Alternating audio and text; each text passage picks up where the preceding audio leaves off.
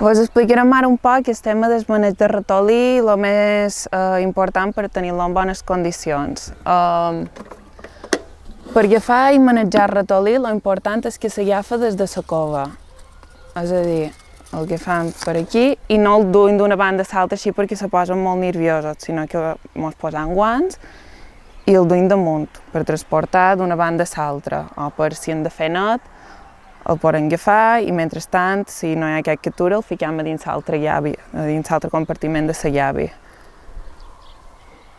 Després, un parell de coses importants.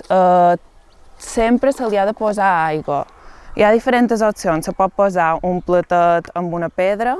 És important la pedra perquè si és un poc més fondo se poden ofallar.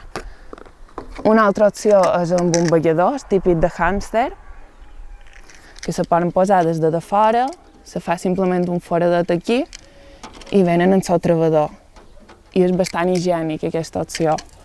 O si no tenim res, també se pot emplear una botella més grossa, més petita, se li fa un foradet aquí dalt i el mateix, una pedra de fora i una pedra de dins i cap aquí per col·locar en el costat. Tema menjar. El més pràctic és donar-li pèl·lets comercials. Hi ha pèl·lets tipus aquests que tenim per aquí que se poden comprar i ja dur tot el que necessiten. Si no, també se pot donar menjar de hàmster, se pot donar menjar de cavall, diferents tipus de gra.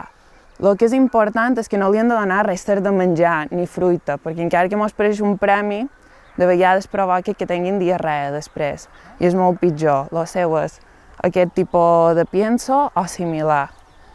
I veureu aquí que ara pareix que té molta brutor, però el que li hem posat és paper.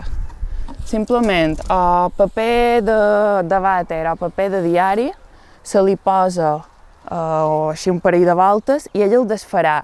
I això serveix perquè tingui niu. Això és molt important, sobretot en l'hivern, perquè en l'hivern ell tindrà aquesta zona i podrà estar més calentet i evitarà molta mortalitat. Després, una altra cosa que els agrada molt és el tema del paper de vàter, paper de cuina o similar, tant per amagatzar com per fer niu.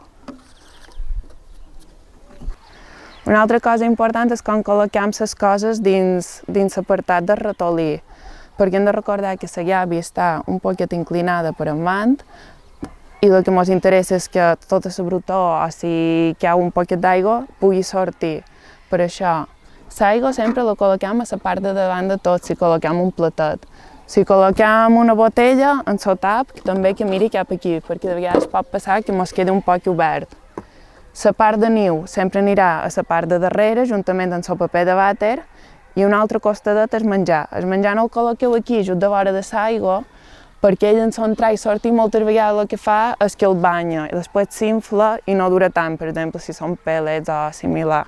I una altra cosa, els ratolins hem de recordar que són ratolins de laboratori, no s'estressen per molt que estiguin de vora una serp, no coneixen què és una serp, i no tenen l'instint que puguin tenir els ratolins de camp. Per tant, ratolins que estiguin aquí de dins poden estar una setmana, dues, les que faci falta en la serp de vora, que tanmateix ells seguiran el seu comportament normal, serà una cosa més, no crea un estrès extra.